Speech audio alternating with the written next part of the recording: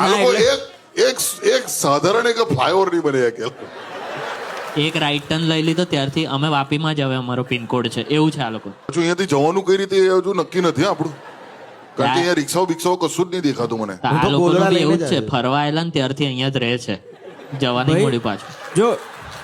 જો અમુક તો દમણવાલાએ તાળી પાડી. તો છે ને ઈસ્ટમાંથી વેસ્ટ આવ્યા ને અમે, તો અહીંયા ઈસ્ટ છે, અહીંયા વેસ્ટ છે. આપણે આમ જવાનું, પછી આમ જવાનું, પછી આમ આવવાનું, પછી આ સમજાતું જ નહીં લે મને. તું સમજો એટલે ક્રેઝી વસ્તુ ના. સૌથી ખરાબ શું છે કે વેસ્ટમાંથી ઈસ્ટમાં આવવું હોય, ના ઈસ્ટમાંથી વેસ્ટમાં અહીંયા વેસ્ટ ઈસ્ટ છે, આપણે વેસ્ટમાં જઈએ ટોપા. આપણે અહીંયા એવું છે. તમારા મુંબઈ લીક થયું એમ? આટલું સ્ટ્રેસ હોય વિચારવાનું તો અહીંયા રહી જવાનું જ ગમે ને યાર.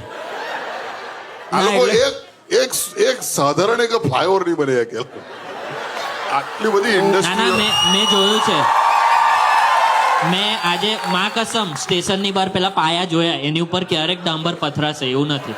અલા પણ એ બુલેટ ટ્રેન નું છે, આ લોકો અચ્છા એવું છે. ઓ સોરી બ્રિજ જ છે. બ્રિજ જ છે. અરે એ બ્રિજ ની બી અઘરી ઘટના છે. એ બ્રિજ પહેલા હતો એક, પછી તોડ નાખ્યો. બ્રિજ હતો ને તોડ નાખ્યો. એ તોડ નાખ્યો કે હવે નવો બનાવીશું. આ વાપીનું એવું જ છે. તમે એક ઓડિટોરિયમ હતું એ તોડ નાખ્યું, હવે બનાવીશું નવું. બ્રિજ હતું તોડ નાખ્યું, ફરીથી બનાવીશું. એમાં શું થાય, સોમવારે બનાવવાનું ચાલુ કરે, પછી શનિ રવિ આવે તો દમણ જઈ આવે.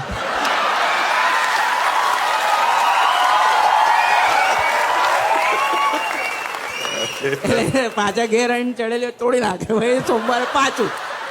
ખિલખિલાટ કસાવે, પેટ દુખાડે લવારી, ટેન્શન ભૂલાવે, મોજ કરાવે લવારી.